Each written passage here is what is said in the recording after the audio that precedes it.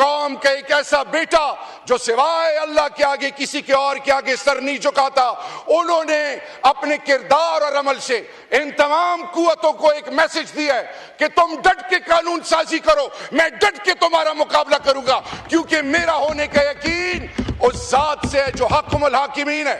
یزید کا دربار تھا اور حضرت بی بی زینب کا جو خطبہ تھا وہ کیا میسج دیتا تھا؟ وہ کس چیز کی آگاہی تھی؟ وہ اقتدار کے نشے میں دھت لوگوں کو یہ میسج تھا کہ wake up before it's too late۔ یہ جو آج جلد بازی میں لگے ہوئے ہیں یہ بھول گئے ہیں کہ بڑے بڑے حکمران آئیں، بڑی قومیں آئیں، قوم عاد، قوم سمود، قوم نمرود، قومیں آئیں، مٹ گئیں۔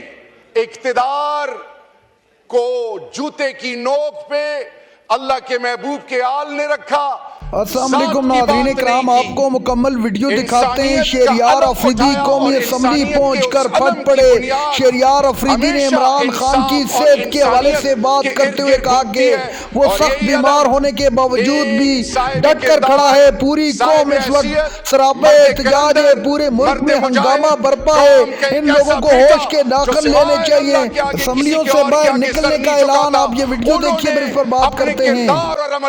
ان تمام قوتوں کو ایک میسج دیا ہے کہ تم ڈٹ کے قانون سازی کرو، میں ڈٹ کے تمہارا مقابلہ کروں گا، کیونکہ میرا ہونے کا یقین اس ذات سے ہے جو حکم الحاکمین ہے۔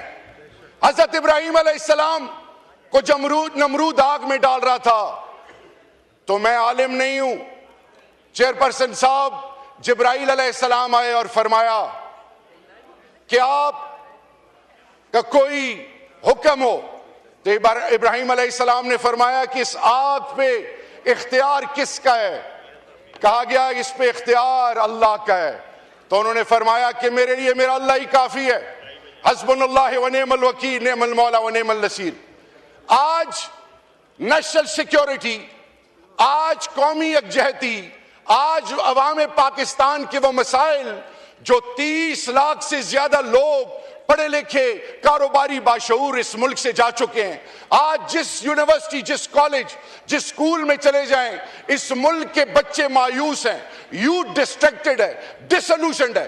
آج وہ سیاسی پارٹیاں جو اپنی سیاست کے حوالے سے اقتدار کا کھیل کھیل رہی ہیں، آج وہ اپنی بنیاد کھو چکی ہیں۔ وہ چارٹر آف ڈیموکریسی، وہ سول سپریمیسی کی باتیں کرنے والے آج راگ الاپ رہے ہیں، ہم پر تنقید کر رہے ہیں، لیکن وہ یہ بھول گئے ہیں چیئرپرسن صاحب کہ ان کی سیاست تو ختم ہے۔ کب تک فارم 47 کے ذریعے ان کو ایوانوں کا حصہ بنایا جائے گا؟ کب تک؟ جب اللہ کی پکڑ آئے گی تو یہ بہت پچھتائیں گے۔ آج بھی ان کو یہ احساس ہو جانا چاہیے کہ فرد واحد زرداری صاحب کو انہوں نے استثناء تو دے دی ہے، انہوں نے جیل بھی کاٹی تھی، اگر یہ 2 سال اور وہ کھڑے رہتے تو ان کی توقیر میں اضافہ ہوتا، لیکن انہوں نے ایسی بے توقیری کی کہ اپنے ساتھ پیپلز پارٹی کی سیاست کی بنیاد کا جنازہ نکال دیا۔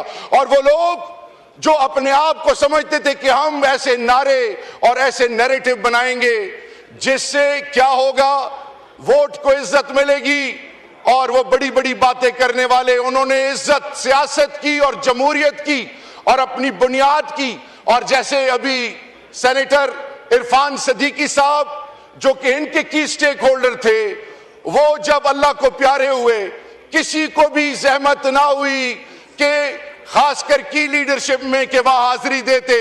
کل آپ کو بھی خدا نخواستہ کوئی نہیں پوچھے گا، کو آپ کا کوئی نام بھی نہیں لے گا۔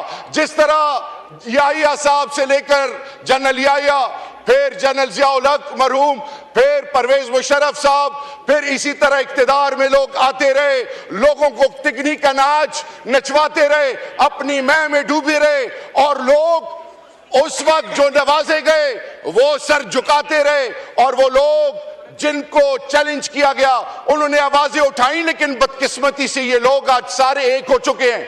اور خان صاحب نے کہا تھا کہ انشاءاللہ یہ سارے ٹولے ایک ہوں گے، لیکن پھر بھی یہ مجھے شکست اس لیے نہیں دے سکیں گے کیونکہ ان کی ذاتی مفادات، ملکی مفادات، عوام پاکستان کے مفادات سے بڑھ کر ہیں، کیونکہ اپنی ذات کا سوچتے ہیں۔ تو چیئرپرسن صاحب، یہ 27th amendment is a simple mockery with the people of Pakistan.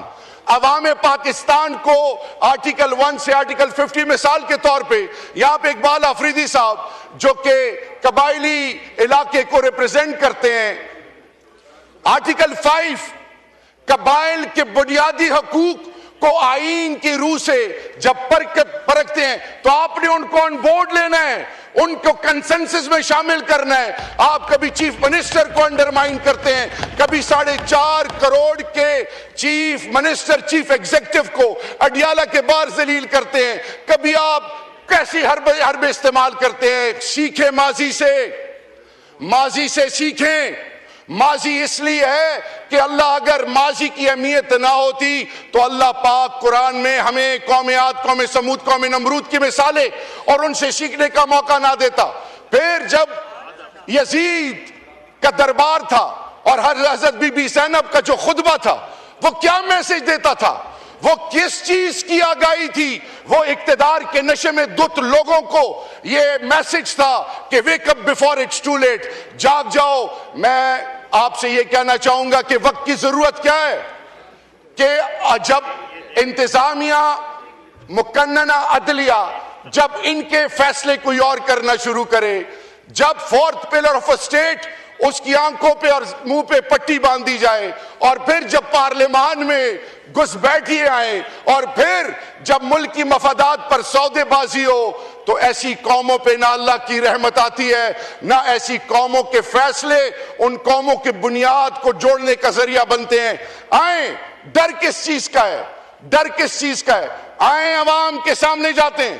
آج اسپیکر صاحب نے کہا کہ میں نے خان صاحب کو 2 دفعہ شکست دی ہے. میں آج اللہ کے فضل، بڑی بات سے توبہ، پاکستان کے کسی ضلع میں ایک 25-26 سالہ جوان جس کو کوئی نہیں جانتا، اس کے علاوہ یہ جتنے قداور سیاسی شخصیتیں آئے میدان سے جاتے ہیں، ان کا مقابلہ کر کے دیکھو. اگر آپ کی ضمانتیں ضبط نہ ہوئی تو پھر یاد رکھنا، یہ کہہ دینا کہ واقعی تحریک انصاف، حق اور سچ قلم نہیں اٹھائی ہوئی تھی. میں آج یہ کہنے پہ مجبور ہوں کہ آرٹیکل 26th امینڈمنٹ میں 2.5 ارب روپے ایک M&A کے خریدنے کے لیے تو تھے.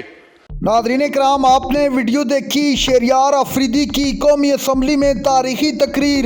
شہریار آفریدی نے کہا کہ بڑے بڑے ظالم آئے، اس دنیا سے گزر گئے، آپ نے بھی اس دنیا سے گزر جانا ہے. اللہ کے سامنے آپ کیا جواب دو گے؟ اتنا ہی ظلم کرو جتنا ظلم کل کو برداشت کر سکو. شہریار آفریدی کا کہنا تھا کہ وہ مرد کلندر اس وقت ڈٹ کر کھڑا ہے اور پوری قوم اس کے شانہ بشانہ کھڑی ہے.